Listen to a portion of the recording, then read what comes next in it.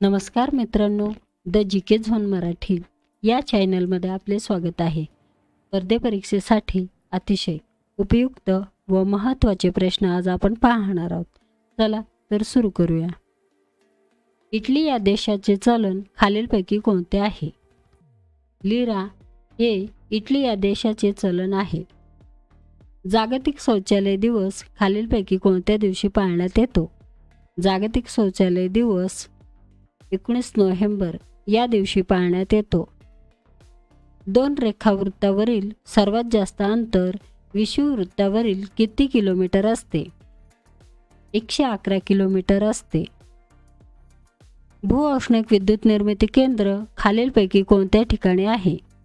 भूऔष्णिक विद्युत निर्मिती केंद्र मणीकरण या ठिकाणी आहे। नियोजित आलेवाडी हे बंदर खालीलपैकी कोणत्या जिल्ह्यात आहे?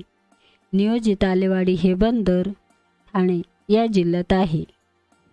घटक राज्याचा आकस्मिक निधी कोणाच्या अखत्यारीत असतो?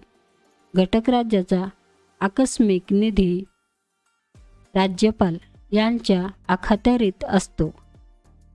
उत्तरांचल, छत्तीसगड व झारखंड या राज्याची निर्मिती कितव्या पंचवार्षिक योजनेत झाली? 9व्या पंचवार्षिक योजनेत झाली। चुनखडी पाण्यात टाकली असता पाणी गरम का होते? कारण त्यात उष्मदायी अभिक्रिया घडून येते।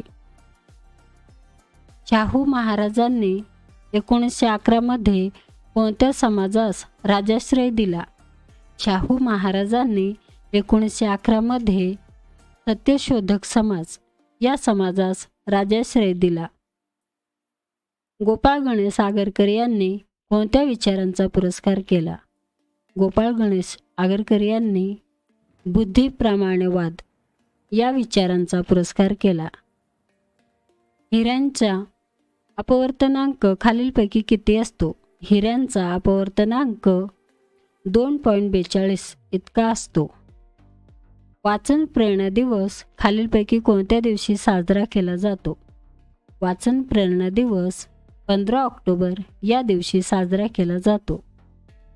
भारतीय क्रिकेट नियामक मंडळ BCCIचे अध्यक्ष खालीलपैकी कोण आहेत? भारतीय क्रिकेट नियामक मंडळ BCCIचे अध्यक्ष रॉजर बिन्नी हे आहेत। माइंड मास्टर हे पुस्तक खालीलपैकी कोणाचे आहे? माइंड मास्टर हे पुस्तक विश्वनाथ आनंद यांचे आहे। सध्या भारताचे सरन्यायाधीश खालीलपैकी कोण आहेत? सध्या भारताचे सरन्यायाधीश धनंजय वाय चंद्रचूड हे आहेत। भारताची पहिली अणुभट्टी खालीलपैकी कोणती आहे? भारताची पहिली अणुभट्टी अप्सरा ही आहे। आधुनिक अर्थशास्त्राचे जनक असे खालीलपैकी कोणास म्हणतात? आधुनिक अर्थशास्त्राचे जनक असे ॲडम स्मिथ यांना म्हणतात। रोहतांग खिंड खालीलपैकी कोणत्या राज्यामध्ये आहे? रोहतांग खिंड हिमाचल प्रदेश या राज्यामध्ये आहे।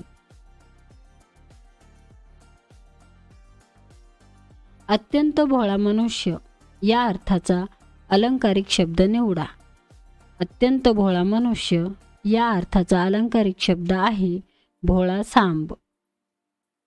खूप वर्षे आयुष्य असलेला या शब्दसमूहाबद्दल येणारा शब्द कोणता? या शब्दसमूहाबद्दल येणारा शब्द आहे दीर्घायुषी। पुष्कळ द्रव्य मिळणे या अर्थाचा वाक्प्रचार आहे उखळ पांढरे होणे। अपूर्ण मन पूर्ण करा।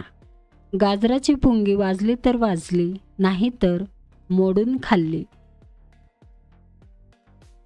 पुढे पहिल्या सामासिक शब्दांचा संधी प्रकार ओळखा। प्रातःकाल या सामासिक शब्दाचे संधी प्रकार आहे विसर्ग संधी। पोहणे हा चांगला व्यायाम आहे।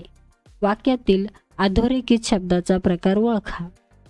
पोहणे हा चांगला व्यायाम आहे या वाक्यातील अधोरेखित शब्दाचा प्रकार आहे धातुसाधित नाम। कडू कारले आरोग्यास चांगले असते. अधोरेखित विशेषणाचा शब्दाचा प्रकार कोणता? गुणविशेषण.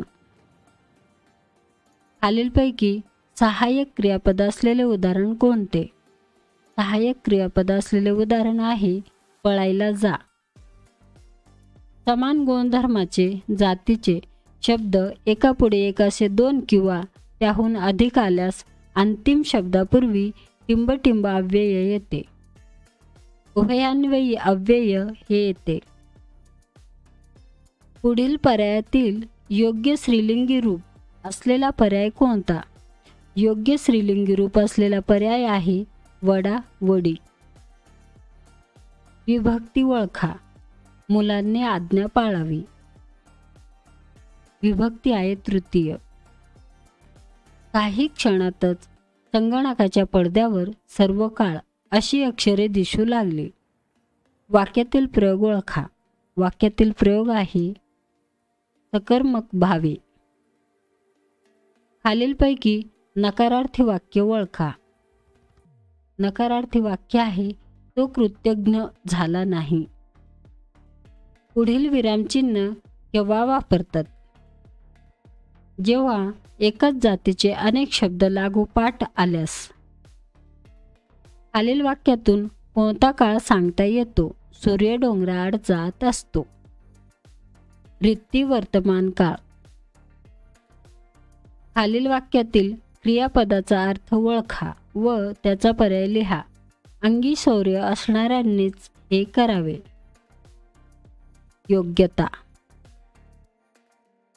मित्रांनो, चॅनल आवडला असेल तर प्लीज नक्कीच सबस्क्राईब करा, व्हिडिओ लाईक करा. धन्यवाद.